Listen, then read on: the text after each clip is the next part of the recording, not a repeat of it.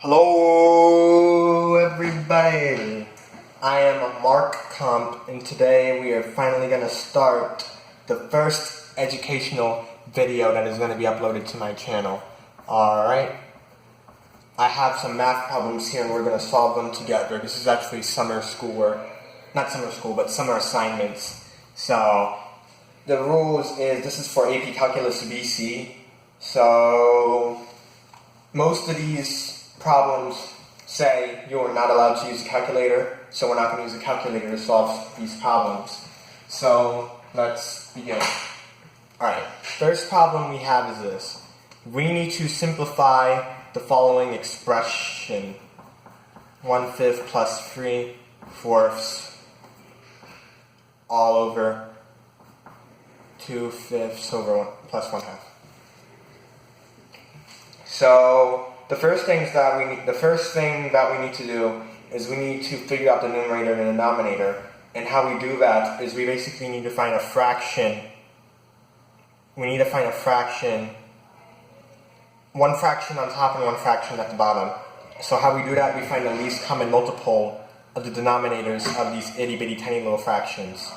So the least common multiple of 5 and 4 is basically the numbers that are multiples of 5 and 4, and it's the least common. So 5, 10, 15, 20, 25, dot dot dot, and 4 would be 4, 8, 12, 12, 16, 20, 24, dot dot dot, and as you see, 20 is the most common, so we're going to use that. So how we do this is we just convert the top to this. So that first fraction is going to have as its denominator 20, and this other fraction is going to have a denominator of 20. And how do we figure out the numerator?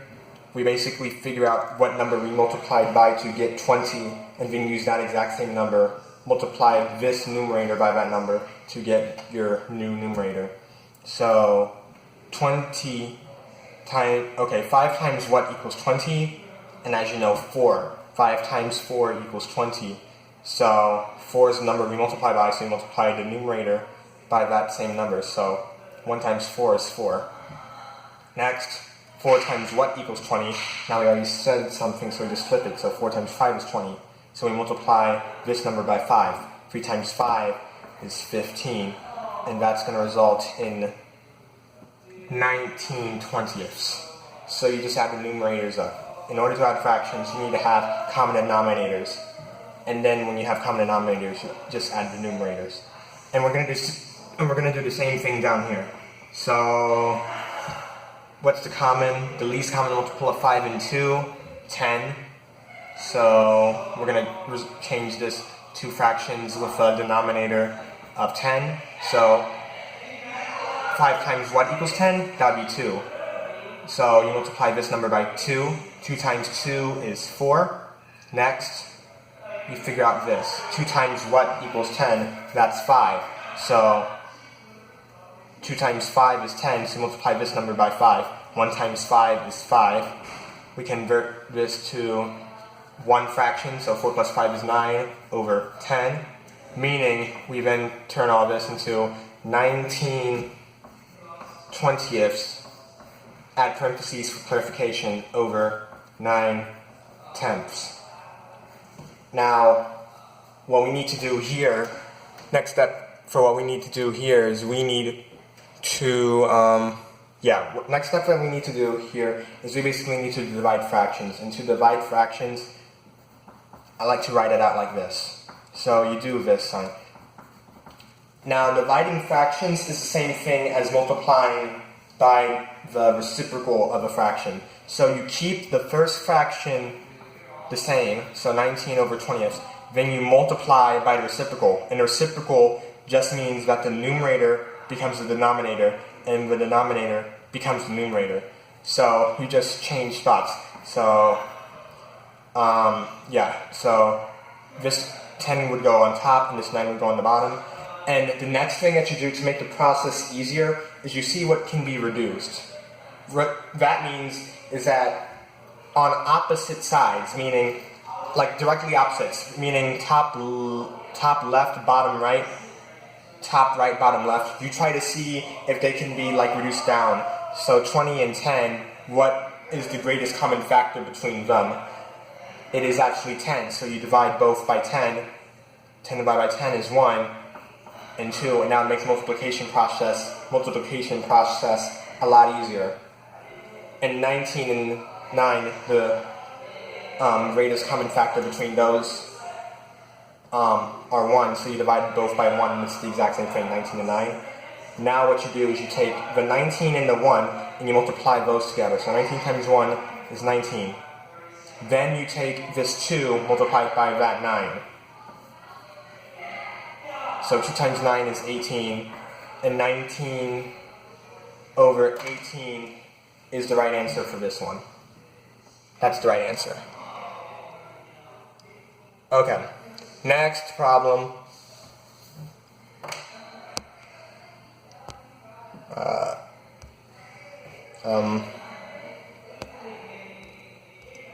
Okay, our next problem is this. We are now going to solve for x and leave it as a fraction and write it in the simplest form. So the problem that we need to solve is 3x over 4 plus 1/2 minus 7 plus 5x equals x over 3. Leave it as a fraction. So what I would like to do here is I would like to basically make all of these fractions. And when I mean fractions, I mean fractions with a common denominator. So this is going to be a little hefty process, but it's going to be easier for us later. So what we do is we take everything on the left and make it a common denominator. So what we need to do is we need to figure out a common denominator. And I can rewrite this as this. Because 7 divided by 1 is technically 7, so it's the same thing.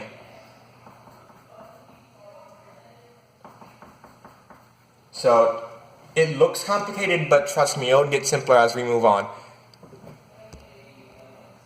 So now what we need to do is figure out a common denominator. So 4 times 2 is 8. 1, 1. So it can be 8. So you turn all these into 8. So that's a minus sign. So, so minus a fraction plus a fraction equals x over 3.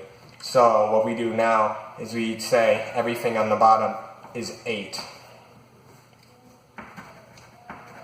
That's a minus sign. My bad. Okay. So that's a minus sign. So now we just got to figure out the numerator for each of these fractions. So like the previous process, you need to figure out what number you multiply the denominator by to get this new denominator. So 4 times what equals 8? 2. 4 times 2 equals 8. So you multiply this times 2.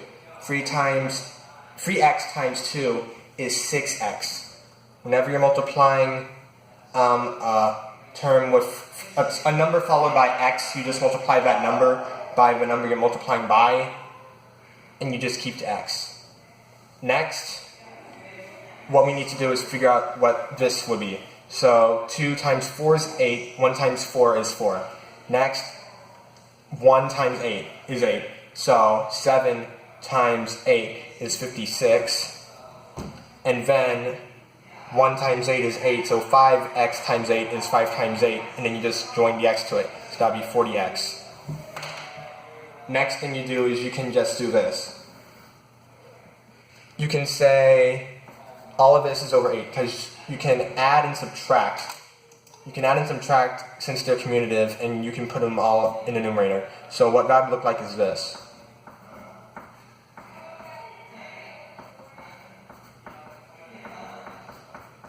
So now what we can do is we can basically combine like terms. Like terms are basically things followed by an x. Technically there's no x here, but they're both constants. Things without x's are called constants, or variables, they're called constants. and you only can combine constants to the same power. These are at a power of 1 because x raised to the first power, or the 1 power, is x. And then these would be power of 0, so x raised to the 0 power is 1. And then 1 times a number is that number. So you just combine those, and then it'll result in this. So everything would be over 8. And then you write the x thing first. So you would write 6 x plus 40x, so 40 plus 6 is 46x, then 4 minus 56, I think of it like flipping it, so 56 minus 4 is 52, then you just add a negative sign, so that would be negative 52, and that would equal x over 3. And what you do here is a simple process. You cross multiply. What that means is you multiply everything here by this number, and you multiply everything here by that number.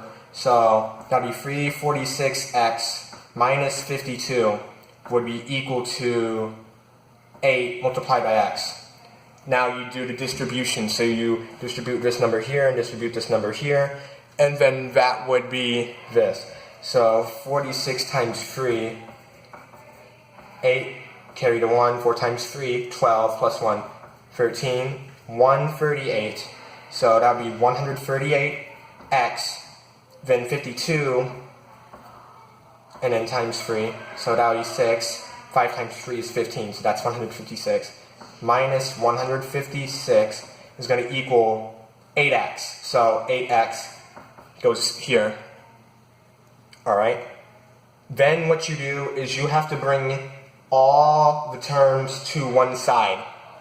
All the things with an x need to be on one side, and all the constants, meaning things without x, needs to go on the other. So this needs to be here, and then this needs to go there. So you combine like terms. And how do you do that? Well, you have to do something on both sides that basically eliminates this 8x. So what could cause that 8x on this side to go away and still make it equal, like a balance scale? That's technically a positive 8x, so what you can do is add a negative 8x, or subtract 8x on both sides, and that will give you 130x minus 156 is going to be equal to, and then 8x minus 8x is 0, then you just add 156 to both sides. So that would be 130x equals 156.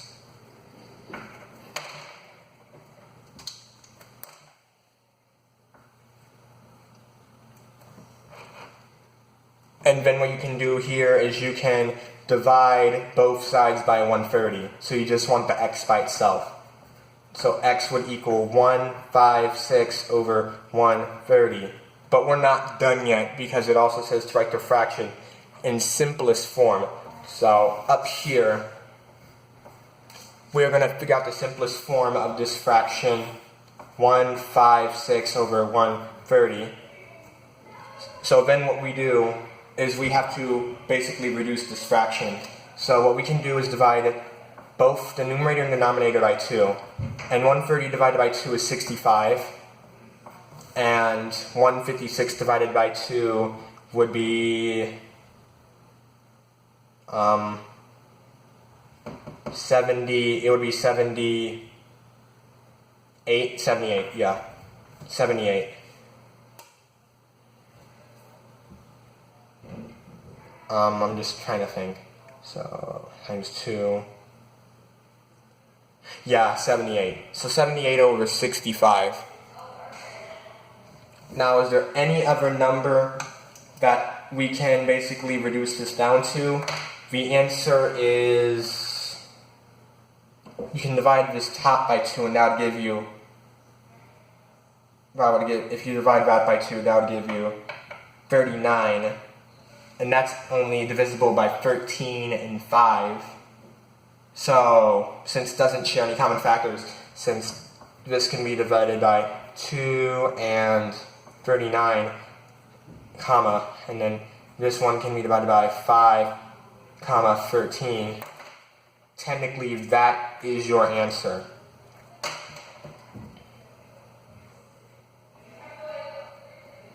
So technically x would be equal to 78 over 65.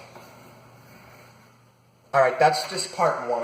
I know that was a lot, but I'll make more videos, but I have to stop it here because I don't want to make a really long video just for math topics, but goodbye!